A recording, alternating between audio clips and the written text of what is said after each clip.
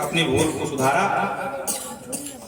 और इस भागवत की रचना करी। नारद जी का प्रसंग आया। नारद जी ने अपना पूर्व जन्म सुनाया और श्री सौनक जी कहते हैं सूत जी से, प्रभु ये बताओ कि ये वीतरागी सन्यासी सुखदेव प्रभु एक राजा को भागवत कैसे सुना दिए भाई? अरे भाई, अगर एक विरक्त किसी दूसरे विरक्त को कुछ सुना रहा है तो बात समझ में आती है। ये विरक्त और गृहस्थ का संयोग कैसे हुआ, जरा ये तो बता दीजिए। बोलो जय सिया राम। तब यहां से परीक्षित जी महाराज का प्रसंग उठाते हैं। यदा मृधे कौरव सृंजयाना वीरेश्वथो वीरगतं गतेषु मृगोदराविधगदाभिमर्श भगणोरुदण्ड धृतराष्ट्रपुत्रे। कहते हैं ऋषियों, यदा मृधे कौरव सृंजयाना, महाभारत के अंतिम युद्ध में भीमसेन ने भगनोर्दंडे उदंडे भग्न, भीमसेन ने अपनी गदा के प्रहार से दुर्योधन की उरु चांद का प्रहार किया और मरणासन्न अवस्था में सारे कौरव मारे गए और अंत में दुर्योधन भी पराजित हो गया और धरती में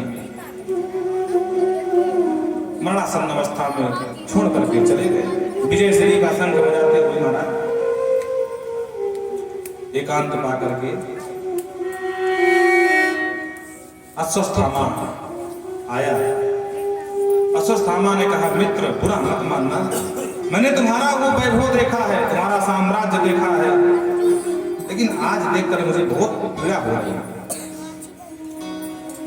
लेकिन मित्र, तुमने जिसे जिसे भी अपना सेनापति बनाया वो तन से तुम्हारे साथ खड़े थे और मन से पांडवों के साथ जुड़े थे, इसीलिए आज ये स्थिति आ गई है। परिणाम ये है कि आज तुझे विजय श्री नहीं पराजय श्री मिली है। अगर मुझ द्रोणाचार्य पुत्र अश्वस्थामा को ये अवसर आपने दिया होता तो आज युद्ध का परिणाम ही बदल गया होता।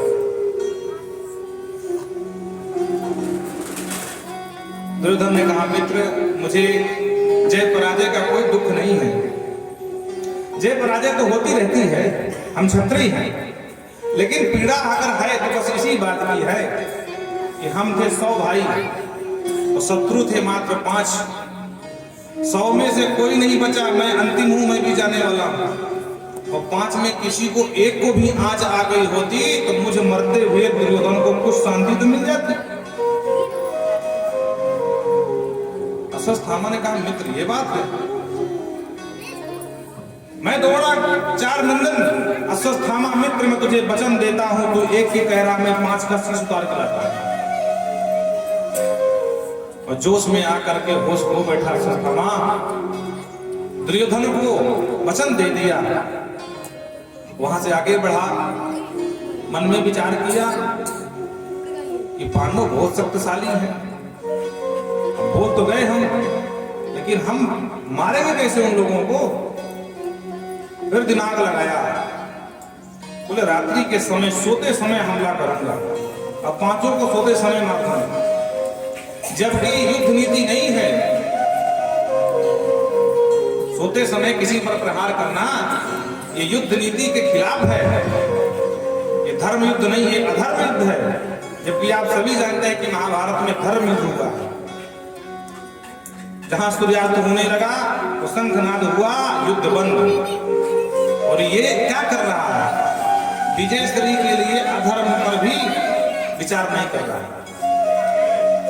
पर कहते हैं ना कि भगवान जिसे बचाना चाहते हैं उसे कोई मार नहीं सकता।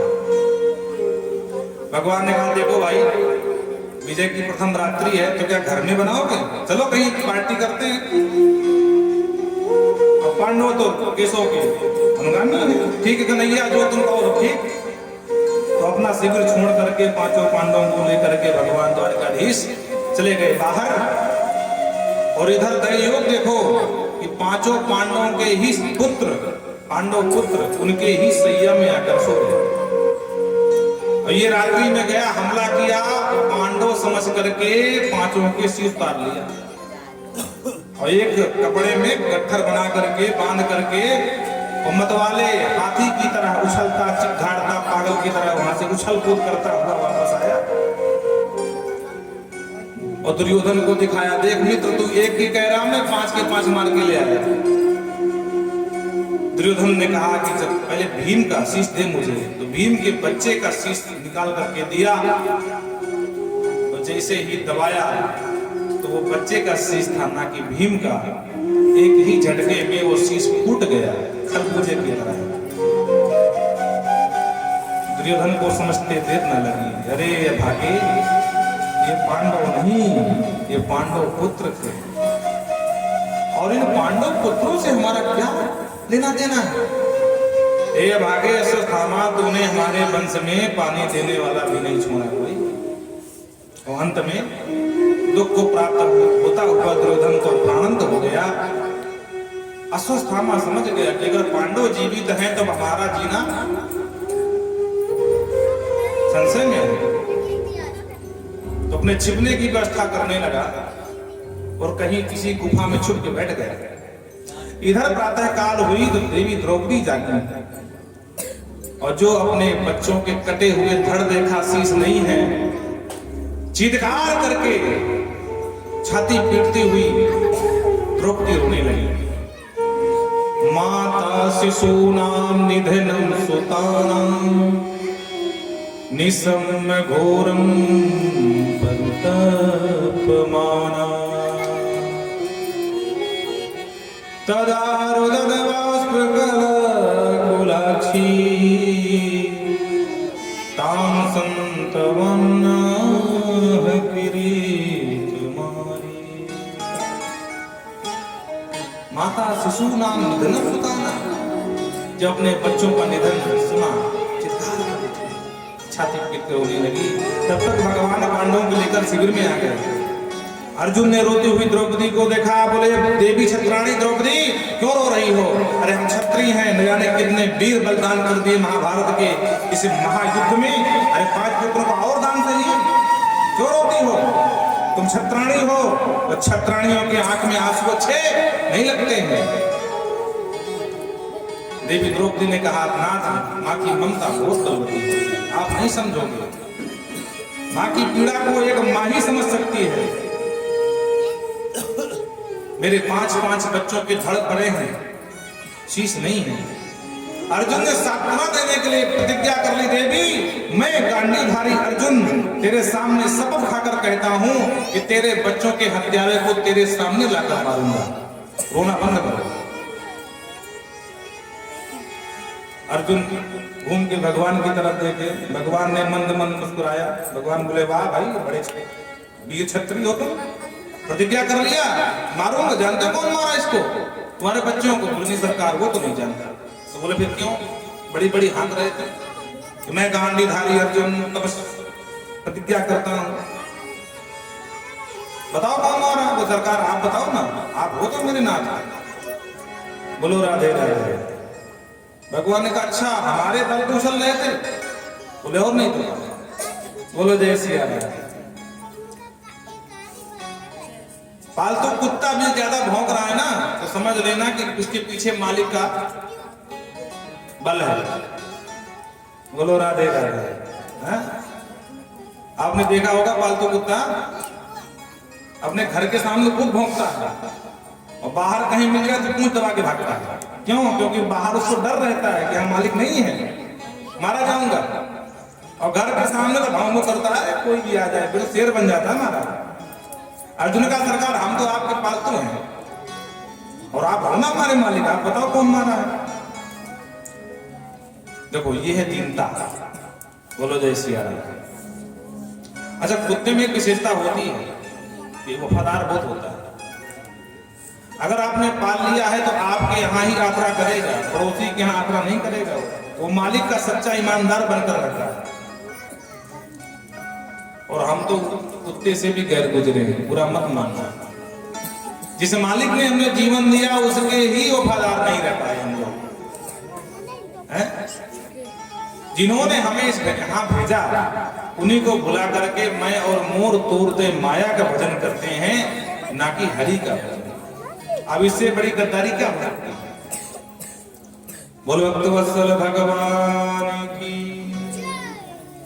महाराज भगवान ने कहा अर्जुन देखो इस समय तो कोई ऐसा है नहीं जो तुमसे सामना कर सके, पर एक है तुम्हारे गुरु जी का बेटा और कहीं ना कहीं उसी का किया कराया है। तो ठीक है प्रभु चलो। तो भगवान रथ में बिठा करके अर्जुन को तो जिस गुफा में छुपा बैठा था अश्वत्थामा सीधा वहीं जाकर पहुंच गए। और जो धनुष की टंकार करी बोले कायर अश्वत्थामा निकल बाहर, मैं गांडीवधारी अर्जुन तुझको युद्ध ललकारता हूं। निकल के तुरंत बाहर आ गया और बड़ा भयंकर युद्ध हुआ। एक समय ऐसा आया कि अश्वत्थामा समझ गया कि मैं अर्जुन से सामना नहीं कर सकता, तो मृत्यु का भय देख करके इसने ब्रह्मास्त्र का ही संधान कर दिया। जो ब्रह्मास्त्र छोड़ा अश्वत्थामा ने, अर्जुन ने देखा अपनी तरफ आते हुए तो कांप गए, अर्जुन के हाथ पैर फूट गए महाराज, और हाथ जोड़ करके भगवान से विनती करने लगे कृष्ण कृष्ण महाबाहो भक्तानां भयंकर तुम्हें को दहिए माना पवर गोसी संस्रते। हे कन्हैया दो बार कहा कृष्ण कृष्ण महाबाहो, हे महापराक्रमी कन्हैया। ये जो दहकता हुआ अंगारे की तरह दहकता हुआ ये अंगार ब्रह्मास्त्र में तरफ आ रहा है, तुमको दह्यमाना नाम, तुम एकम आप ही एक हो जो इस आपत्ति से इस ब्रह्मास्त्र से मुझे बचा सकते हो, बाकी कोई मुझे बचाने वाला नहीं है, इसलिए मेरी रक्षा करो। अब आप विचार करें इतने बड़े धनुधारी के हाथ पैर खुल गए, भगवान से गिड़गिड़ाने लगे। भगवान ने वही उपदेश दिया अर्जुन सावधान, कुछ अस्त्र ऐसे बने हैं जिनका कोई काट नहीं है। अर्जुन का क्या मतलब मैं मारा जाऊंगा? बोले नहीं, उपाय बता रहा हूं। ऐसी भी वस्तुएं हैं जिनका कोई काट नहीं उनके ही अलावा, जैसे लोहा लोहे को अगर काटना है तो लोहा ही काट सकता है। आप अगर कल्पना करें कि लोहे को चांदी से काट दे, नहीं काट पाएंगे। बोलो राधे राधे। एक कांटा लग जाए तो एक के बदले दूसरा कांटा चुभो करके कांटा निकाल सकते हो। अगर आप सोचो कि कांटा निकालना है तो किसी और यंत्र से निकाल लें तो फिर संभव नहीं है। जहर की दवा जहर ही होती है, किसी को सर्प काटता है ना तो जहर का ही इंजेक्शन लगाते हैं। बोलो राधे राधे। तो अर्जुन का मतलब, बोले मतलब सीधा सा है, ब्रह्मास्त्र का काट ब्रह्मास्त्र ही है, दूसरा कोई काट नहीं है। समझ गए तुरंत अर्जुन, और उन्होंने प्रति उत्तर में ब्रह्मास्त्र का संधान इधर से भी कर दिया। अब जब दो ब्रह्मास्त्र आगे बढ़े तो देव गुरु बृहस्पति कांप गए कि भैया ये तो प्रलय अभी होने वाला। दोनों ब्रह्मास्त्रों के बीच में देव गुरु बृहस्पति उपस्थित हो गए। बृहस्पति ने कहा अर्जुन तुम ब्रह्मास्त्र छोड़ना भी जानते हो, ब्रह्मास्त्र को वापस करना भी जानते हो। अगर अभी ब्रह्मास्त्र आपस में टकरा जाएंगे तो पूरी सृष्टि का प्रलय हो जाएगा, जो कि अभी प्रलय का समय नहीं है। इसलिए अपना और अश्वत्थामा का दोनों का ब्रह्मास्त्र शांत करके अपने तरकस में लो और युद्ध में इसको बंदी बनाओ। अर्जुन ने वही किया, दोनों को अपने तरकस में लिया और भागते हुए अश्वत्थामा को पशुओं की तरह पकड़ करके जकड़ करके रस्सी में बांध लिया और रथ में डाल लिया महाराज। और जब रथ में डाल लिया तो भगवान ने कहा क्या कर रहे हो भाई? अरे ये पापी है, इसको यहीं मारो। अर्जुन ने कहा नहीं सरकार, आपने देखा नहीं, मैंने द्रौपदी से कहा था तेरे सामने मारूंगा, अब कम से कम उसके सामने मारूंगा तो कुछ शांति मिल जाएगी बेचारी को। भगवान ने कहा ठीक है देख लो भाई जैसा भी हो, हमारा मन जो था यही निपटा दो।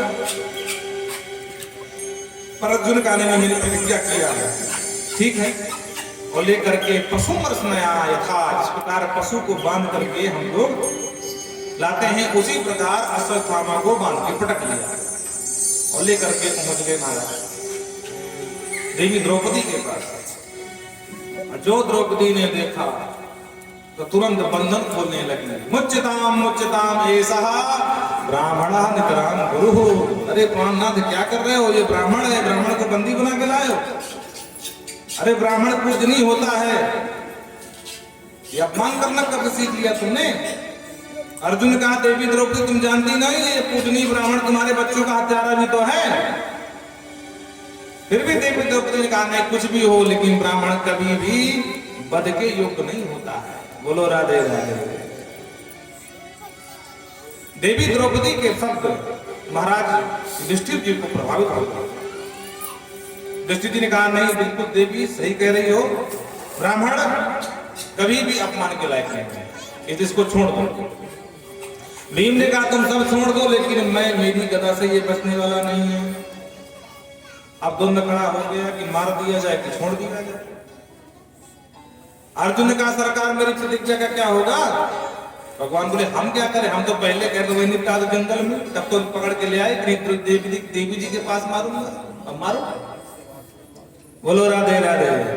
भाई सीधी सी बात है, आतंकवादी जहां मिले, चाहे कुपवाड़ा में मिले, चाहे कश्मीर में, चाहे श्रीनगर में, वहीं ठोक दो।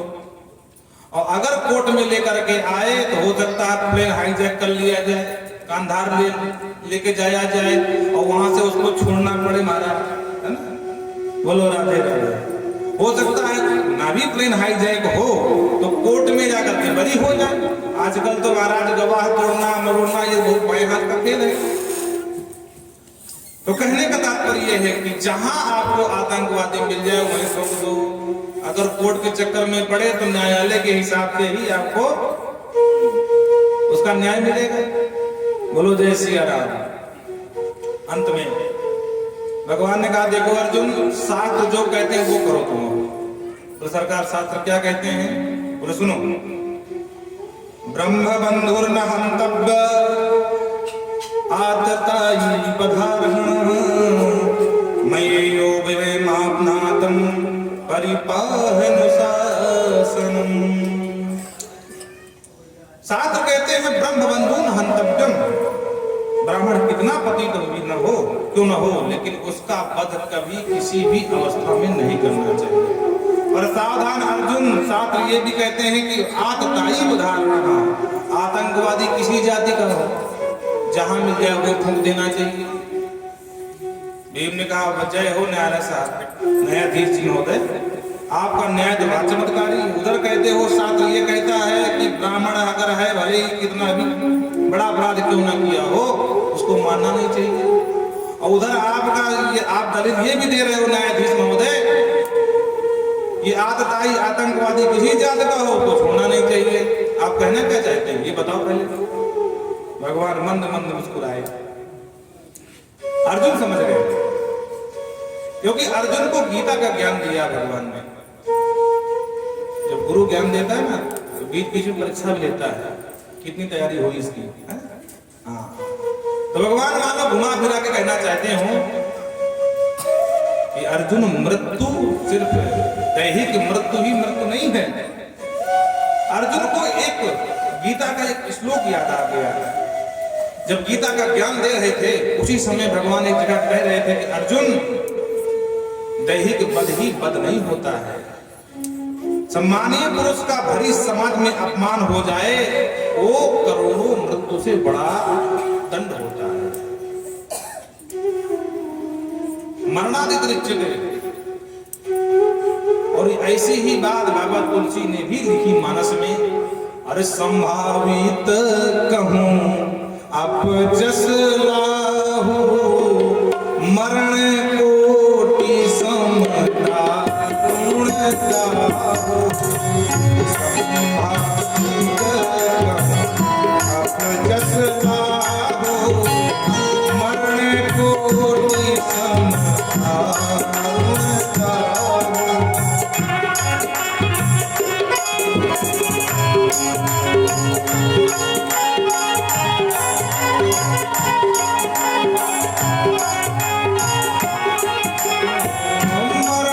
कोटि समता गुण गाहू।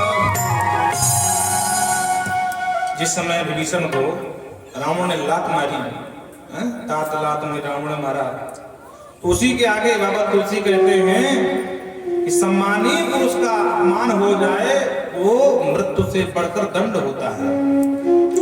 अर्जुन को बात याद आ गई और अपने शिविर से धक्के मार करके अश्वत्थामा को निकाल दिया।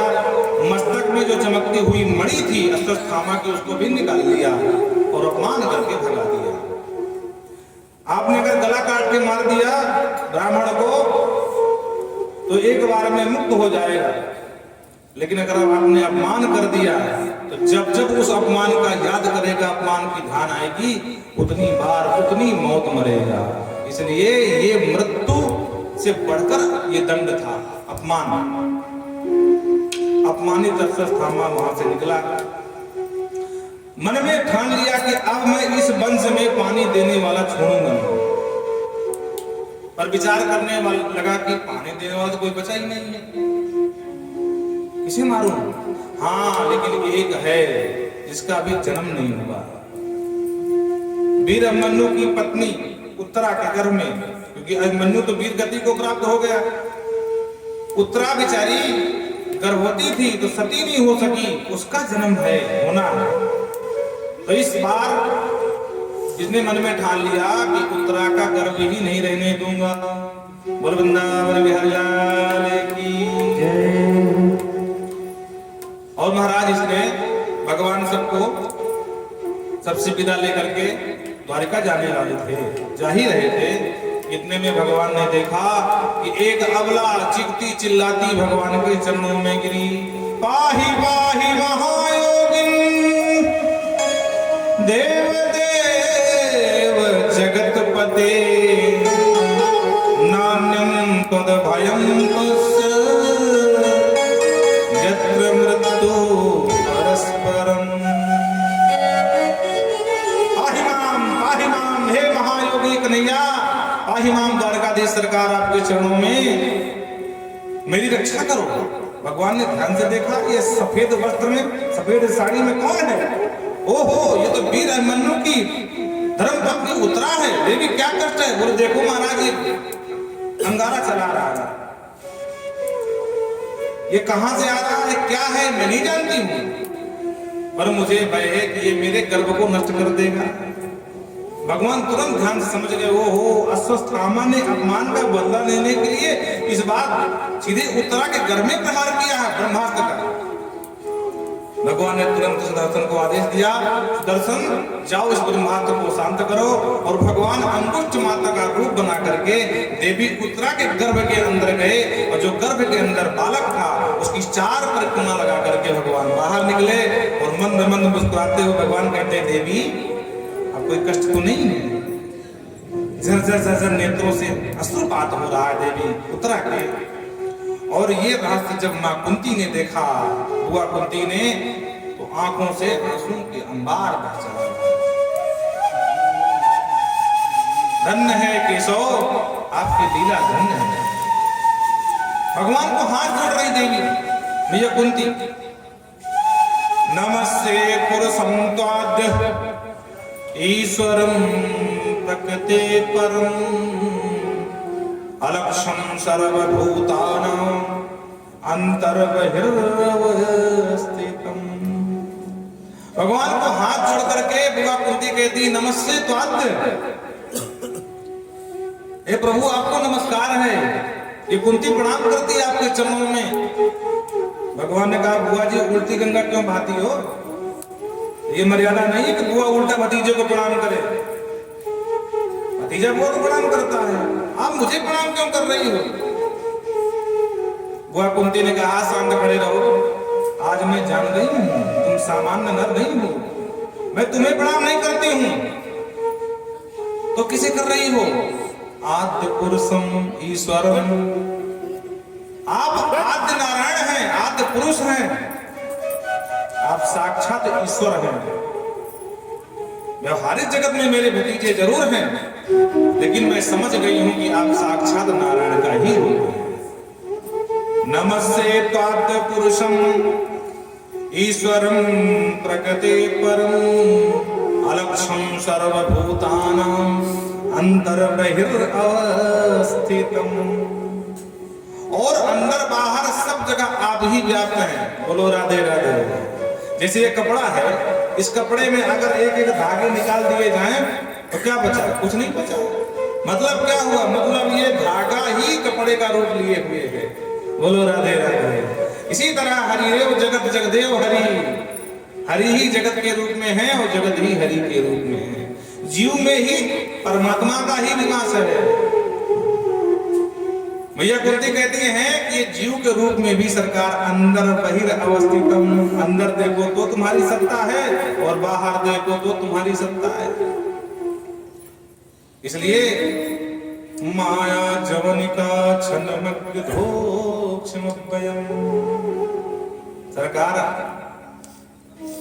आपको पता है कि आपको लोग पहचान क्यों नहीं पा रहे हैं? क्योंकि माया जवनिका, माया आपने जीवों के पीछे लगा रखी है। इसलिए कोई चाहे भी आपको पहचानना तो माया पहचानने नहीं दे रही है। बोलो राधे राधे। लेकिन मेरा विश्वास है न लक्ष्य से मूढ़ दशा नको नाट्य धरो। जिस प्रकार वो नट, पहले पुराने जमाने में खेल दिखाते थे, नट खूब सस्ता धसता था महाराज नट, और उसका एक साथ का सेवक रहता था। तो नट कहता था नाच मुड़े, तो सेवक नाचना प्रारंभ कर देता था और तरह तरह के खेल दिखाता था महाराज जादूगर। तो जादूगर कुछ भी दिखाए, उसकी जादूगर से लोग तो प्रभावित होते थे और उसका जो सेवक है वो प्रभावित नहीं होता था। क्यों? क्योंकि वो रहस्य जानता था कि ये रोज की बात है। जादूगर क्या करता है? नोट निकालना शुरू कर दे महाराज। जो साथ में रहता है वो जानता है कि वस्तुतः नोट ये दिख रहे हैं, ये नजर बंद का खेल है, बाकी नोट है नहीं यहाँ पर। तो कहते हैं न लक्ष्य से मूढ़ प्रसार नटो नाट्य धरो। भले ही आप समाज के लिए नट नागर हैं, लेकिन जो आपके सेवक हैं वो आपकी माया से प्रभावित नहीं होते हैं। नट सेवक ही न व्यापारी माया, सेवक ही न व्यापारी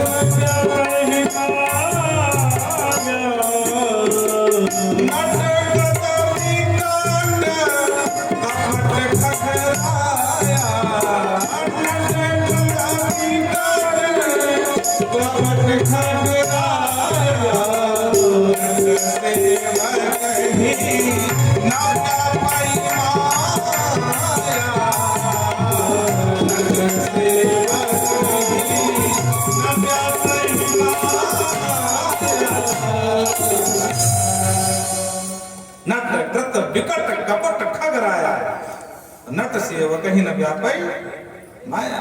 ये माया समाज को व्याप्त हो सकती है, तो नट की माया जब साथ में नट है, सेवक उसको व्याप्ति नहीं है। तो जो आपके सेवक बन गए वो माया से बच जाते हैं। इसलिए आज चुपचाप खड़े रहो। भक्ति योग विधानार्थम कथम पश्चे में ही। अब बोले भक्ति योग की क्या कौन कहे? आपकी माया से पार वही पा सकता है जिस पर आपकी कृपा हो। और मेरे ऊपर तो बहुत कृपा रही। आपके ऊपर हमने क्या कृपा किया बुआ जी? और सुनो, कृष्णाय वासुदेवाय देवकी नंदनाय च नंद गोप कुमाराय गोविंदाय नमो नमः। हे कृष्ण, हे वासुदेव नंदन, वसुदेव नंदन वासुदेव, हे देवकी नंदन, हे गोविंद, मैं तुम्हारे चरणों में प्रणाम करती हूँ। भगवान मुस्कुराने लगे। वाह बुआ जी, आज तो आपने छुट्टी कर दी हमारी, और शांत खड़े रहे। मैं जब जब तुम्हारे अंदर, तुम्हारे ऊपर भगवत दर्शन करती हूँ, तब तब तुम मंद मंद मुस्कुराते हो, बुआ जी को चिल्लाते हो, तो मैं सारी भगवत्ता भूल जाती हूँ। और मुझे लगता है कि मेरे ही भाभी का बेटा है, मेरा ही भतीजा है। पर आज मैं बिल्कुल सावधान, आप कितना मुस्कुराओ, कुछ भी कहो, लेकिन मैं आपको छोड़ने वाली नहीं हूँ। आज मैं समझ गई हूँ कि सरकार आपने मेरे ऊपर बड़ी कृपा की है। महाभारत का स्मरण करती हैं, विशान महाग्ने पुरुषा ददर्शन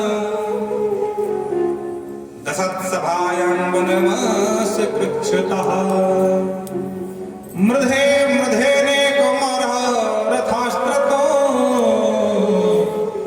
दौण्यस्त्रत्रपचास्म हरेभिरचिता। विशान महाअग्नि, अरे मेरे भीम को तो जहर के लड्डू खिलाए गए थे। क्या कोई कह सकता था कि जहर खाने के बाद मेरा बच्चा मुझे वापस जीवित मिल जाएगा? और जहर के लड्डू खिला करके दुर्योधन ने गंगा में बहा दिया उसे। बहते बहते सीधे पहुंच गया महाराज पाताल, और वहां भुजंगों ने आक्रमण कर दिया महाराज।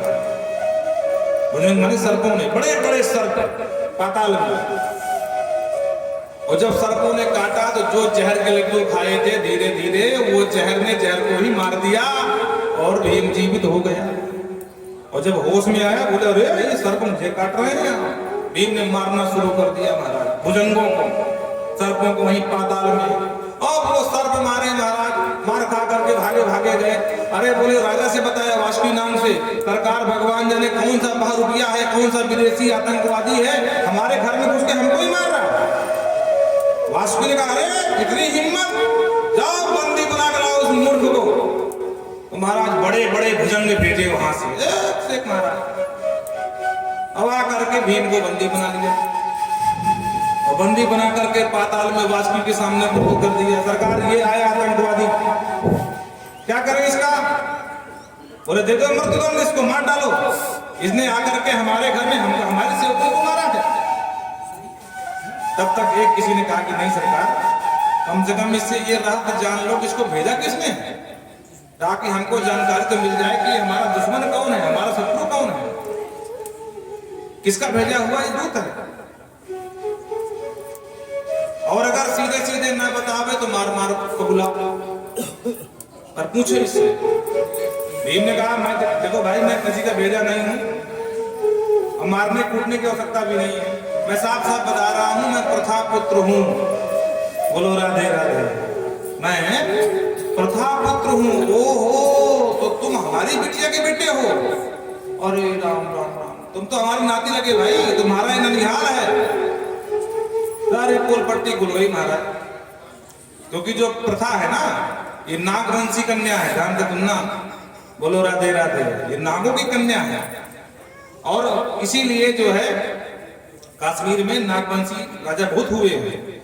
वहां के अनंत नाग जो नाम भी रखे गए हैं ना कश्मीर के, वो सब नागों की बस्ती है। तो बहुत सारे नाम भी आज भी मिलते जुलते हैं, भले ही कुछ भी हो। तो ये बोले कि तो हमारी बिटिया का बेटा है, तो हमारा नाती निकला। तो जल्दी जल्दी बंधन खोले भीम के, भीम खुश हो गए, वाह भैया मरते मरते बच गए अपने राम। वासुकी ने कहा देख भाई भीम क्या खाएगा बता। अच्छा मामा के यहाँ वैसे बड़ी ममता मिलती है बच्चे को ननिहाल में। भीम बोले भूख बहुत तेज लगी है, मुझे पता नहीं लड्डू में कब खाया था, दुर्योधन ने खिलाया था, उसके बाद मुझे होश नहीं है और मुझे भूख लगी। तो सब दौड़ दौड़ के लाए महाराज, कोई कुछ ला रहा कोई कुछ ला रहा, भीम को खिला रहे। खाने के बाद वासुकी ने कहा देखो जब समुद्र मंथन हुआ था हम रस्सी का काम किए थे, तो उस समय हमें सोमरस मिला था, और उसका प्रभाव ये है कि अगर आप उसको पी लेंगे सुधा, देखो सुधा और अमृत में थोड़ा अंतर है, जैसे मक्खन और घी बस ऐसे ही है। तो सुधा कुंभ रहित कोई हुई, तो अगर आप इसको पी लोगे तो एक घड़ा पीने में 1000 हाथियों का बल बढ़ जाएगा। भीमसेन तो भीमसेन ले आओ, फिर 10 घड़ा दबा गए महाराज, तो 10,000 हाथियों का बल आ गया। तो आज कुंती मैया कहती हैं कौन कह रहा था, कोई सोच नहीं सकता था कि जहर खिलाने के बाद वो जहर तारक बन गया और बल प्रदाता बन गया। मेरा बेटा भी मुझे जीवित मिला और 10,000 हाथियों के बल के साथ मिला। ये सरकार आपकी कृपा थी और दूसरे किसी की नहीं थी। महाअग्नि लाक्षाग्राह की आग से कपट रूप से हमको जलाने की प्लानिंग थी, पर सरकार आपने विदुर को भेज करके हमको बचा लिया। असत सभायाम, उस असत सभा में जब देवी द्रौपदी का शील भंग हो रहा था, दुशासन खींचता हुआ बाल पकड़ करके सभा में लाया। असत सभा का नाम दिया यहाँ पर, क्यों? क्योंकि वहां पर किसी ने न्यायपूर्वक बात नहीं करी, सब बैठे रहे, बीच पितामह भी बैठे रहे, द्रोणाचार्य भी बैठे रहे, जो गुरु हैं पांडवों के कौरवों दोनों के, और एक शब्द किसी ने नहीं कहा, नहीं गलत बात दुशासन, किसी भी महिला का इस प्रकार अपमान करना ठीक नहीं है। कुंती मैया कहती है मेरी बहू का वहां शील भंग हो रहा था, उस असत सभायाम सरकार अगर आप वारिका ने से न पधारते तो मेरी ही लाज, मेरी कुल वधू की लाज कौन बचाता? वनवास सुरक्षित है, वनवास में कितने दुख हमने भोगे, छोटे मोटे दुख तो आते थे, एक दिन बहुत बड़ी विपत्ति आ गई, दुर्वासा पधार गए महाराज, दुर्योधन के यहाँ पहुंचे, दुर्योधन ने खूब स्वागत किया और दुर्वासा प्रसन्न हो गए, वाह भैया दुर्योधन तेरी खूब जय हो भैया, तूने खूब सेवा करी, हम बहुत प्रसन्न हैं। तो धीरे से शकुनी के कहने पर महाराज दुर्योधन ने कहा सरकार मैं तो धन्य हो गया हूं, पर मेरे एक छोटे भाई हैं आजकल वनवास में हैं, अगर एक बार आपकी कृपा उन पर हो जाए, उनके यहाँ भोजन पाल बेचारे वो भी धन्य हो जाए। दुर्वासा के साथ 10,000 शिष्य और लेके पहुंच गए सब दुर्वासा, ए भैया दुष्टर हम तुम्हारे भिक्षा पाएंगे, अभी तुम्हारे भाइयों के पास से आ रहे हैं। और जो धर्मराज ने सुना भिक्षा पाएंगे वो भी 10,000 शिष्य के साथ, और जंगल में क्या धर्म हरा कंदमूल के अलावा, डर गए कि दुर्वासा को अगर बिना भोजन पवाए भेज दिया तो श्राप दे देंगे, अब क्या करें? तो भगवान ने ऐसी लीला करी द्वारकाधीश कि बिना खाए पिए, भगवान तो विश्वंभर है, संकल्प मात्र से सबको तृप्त कर सकते हैं। भगवान ने तुरंत लीला करी और जो भूखे थे बेचारे दुर्वासा जी महाराज, जैसे ही एक डुबकिया लगाई जलाशय में तो बोले पता नहीं डकारती क्यों आ रही भाई। शिष्यों ने कहा गुरुजी हमको तो बिल्कुल भूख नहीं, अरे राम राम हम तो निमंत्रण दे कह चुके हैं, उससे भोजन बन गया होगा। शिष्यों ने कहा गुरु तुमको करना है करो, हम करेंगे तो मर जाएंगे, हम तो नहीं करेंगे, तो क्या करें भाई? बोले भाग चलते हैं। दुर्वासा को आना था भोजन करने और दुर्वासा उल्टा भाग कर निकल गए महाराज। बोलो राधे राधे, बिना भोजन किए। तो कहते हैं सरकार आपने ही तो बचाया वनवास में, अज्ञातवास में आपने बचाया। अरे छोड़ो, अनेक रथ महाभारत के युद्ध में कौन कह सकता था कि जिस पक्ष के इच्छा मृत्यु के वरदानी भीष्म पितामह सेनापति हो, उससे कौन जीत सकता था? पर सरकार आपने असंभव को संभव कर दिया। मैं तो कहती हूं कि विपदः सन्तु नः शश्वत् तत्र तत्र जगत गुरु भवतो दर्शनम यस्य भवो दर्शनम। जब तक मेरे ऊपर विपत्ति पड़ी आप मेरे साथ रहे, खड़े रहे, और जहां आज विपत्तियों का नाश हो गया, मेरा बेटा राजा बन गया, आपने हाथ जोड़ लिया, बुआ जी राम राम में चला द्वारिका। अरे मैं कहती हूं कि अगर विपत्ति ही आपके मिलने का माध्यम है तो ये कुंती बारंबार विपत्ति का ही वरदान मांगती है। बोलो राधे राधे। कुंती मैया ने विपत्ति मांगी पर भगवान ने दिया नहीं। दिया क्या? नहीं दिए। क्यों? क्योंकि भगवान के पास विपत्ति है ही नहीं है। भगवान तो आनंद सिंधु के सुख मूल है।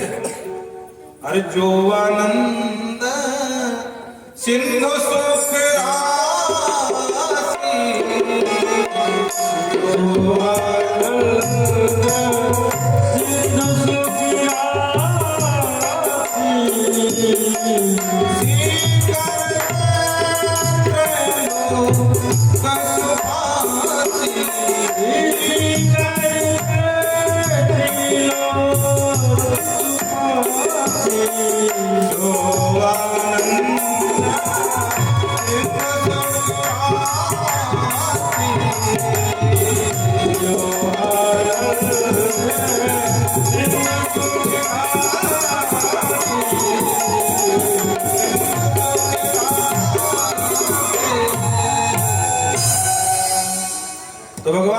दुख है ही नहीं है।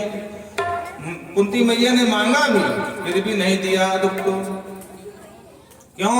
क्योंकि जैसे आप